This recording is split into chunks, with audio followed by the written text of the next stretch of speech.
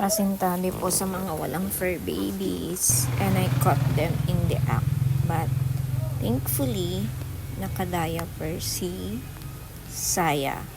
Both of them were in heat na, so kailangan nang i-protect si Saya. Kaya naman, nilagyan ko siya ng diaper kasi tapos na naman ang kanyang menstruation and delikado.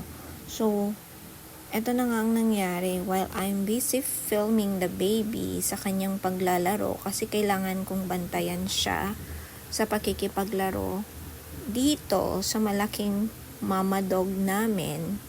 Siyempre mahirap na, 6 months old pa lang dito kasi si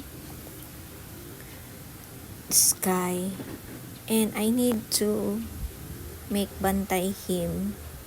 Baka mamaya kasi awayin siya kasi first time nilang magkita. And yun na nga, may ginagawa na palang kalokohan sina Cloud at Saya. So, harot-harot muna sila, and after nung ginawa nila ay si Saya naman ngayon ang naghahabol kay Cloud. At dahil nga dyan, ay nakabuo na naman sila ng kanilang mga batutas. For sure nito, mapupuyat na naman ako ng 4 na buwan.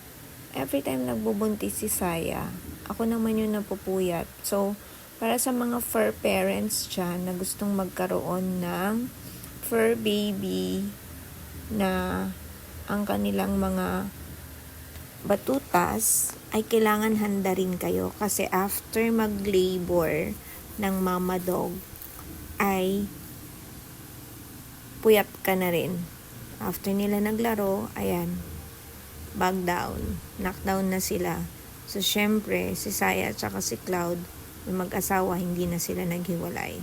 Samantalang, nakahiwalay yung baby.